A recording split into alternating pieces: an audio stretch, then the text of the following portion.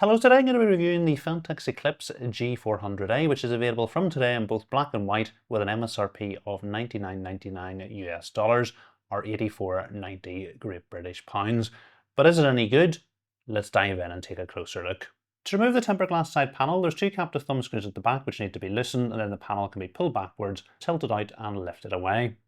Our other side panel is removed in exactly the same way. If we take a look down at the bottom of this side panel, you'll notice there's a perforated area, and this is to provide airflow to fans mounted on the power supply shroud. Taking a look at our front I/O, we've got a power and reset button, a combined headphone and microphone jack, two USB Type A ports and a single Type C port which can support speeds of up to 20 gigabits per second. Our top mesh panel can simply be tilted up from the back and lifted away. The front mesh panel can simply be tilted out from the top and lifted away. It's good to see behind it we've got a dedicated dust filter which is removed in exactly the same way. You can see at the front that Phanteks have installed three of their M25 140 Gen 2 fans, and these are surrounded by a front inlet which should improve airflow and help reduce turbulence. The downside of this, it means that you're not able to mount anything else at the front. There's no 120mm fan support or radiator support at the front. We've got another M25 140 Gen 2 fan installed at the rear of our case, although if you prefer it is possible to mount either a 120mm fan or radiator at the rear. Up top it's up to 3 120 or 2 140mm fans, or up to a 360 or 280mm radiator.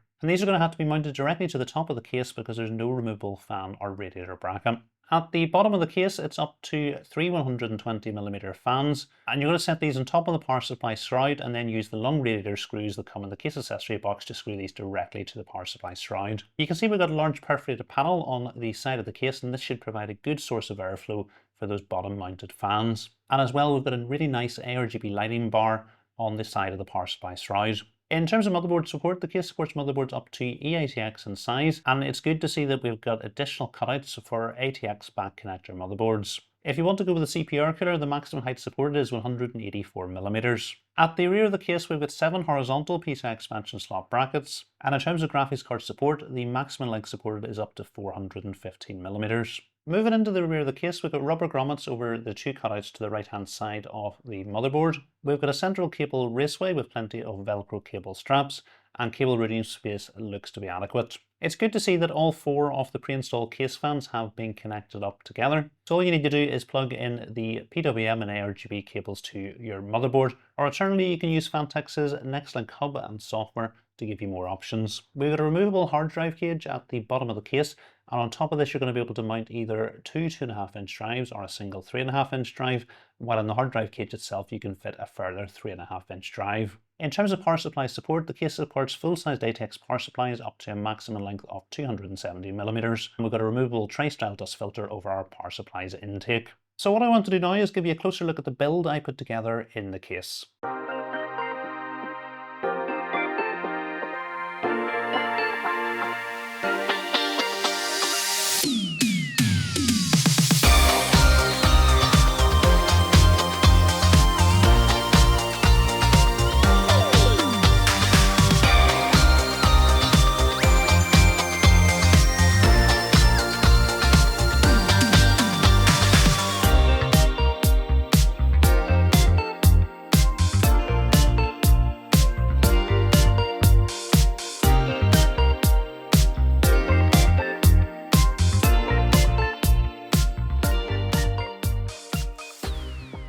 Taking a look at our temperatures, our Core Ultra 7 to 65K idled at 34 degrees and reached a maximum of 79 degrees during a 10-minute IDA 64 stability test. The ROG Strix RTX 4080 idled at 28 degrees and reached a maximum of 68 degrees during the stability test. In terms of noise, we had average noise levels of 46 decibels at idle and 47 decibels under load. So temperatures were excellent, but idle noise was far too high. I was using Phanteks' NextLink software on the silent fan curves, and that had the fans running at a minimum speed of 40%.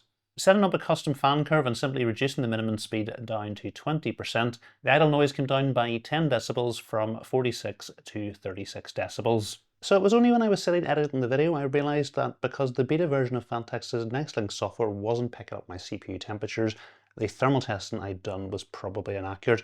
It was probably running the CPU fans at 40% regardless of what was happening during the thermal testing. So rather than using the NextLink hub, I plugged all the fans directly into the motherboard and repeated the thermal testing on the standard motherboard fan curves.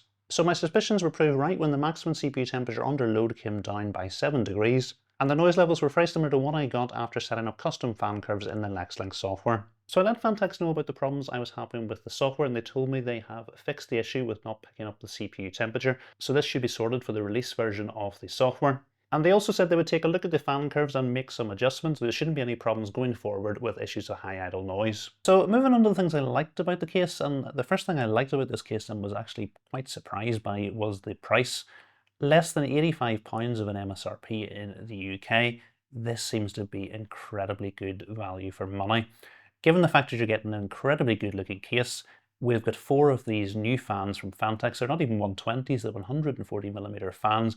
You can use them standalone, plug them into your motherboard, or use them with Phanteks' new hubs for additional control and RGB lighting effects. And I found the whole process really straightforward to set up. You've also got this gorgeous RGB lighting bar on the side of the case.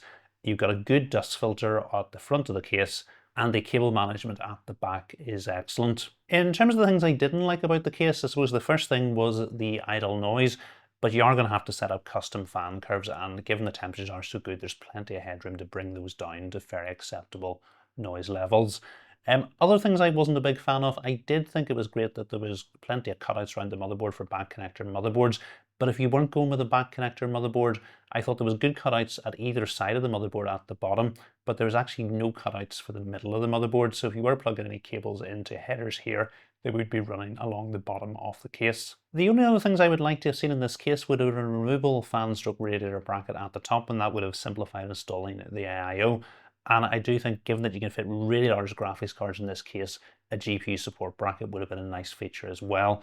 But given this case's price point and the 4 good fans that are included, the RGB lighting bar, you're definitely getting good value for money without those additional features. So now we reach the stage in the review round to tell you, should you go out and pick up this case? In short, this case is absolutely brilliant, and if you can get it for anywhere near the MSRP, you should most definitely do so, because I don't think you're going to be disappointed with it. If you do want to do a build in this case, particularly if you want to use the new fans or the new AIO that Phanteks offer, or the NexiLink hub, I've done a full step-by-step build guide to putting all that together, and you're definitely going to want to check that out, and I'll put a link to that video in the description. If you have enjoyed this review, please remember to give it a thumbs up, and if you're not currently subscribed to the channel, please hit the subscribe button as well. Thanks for watching.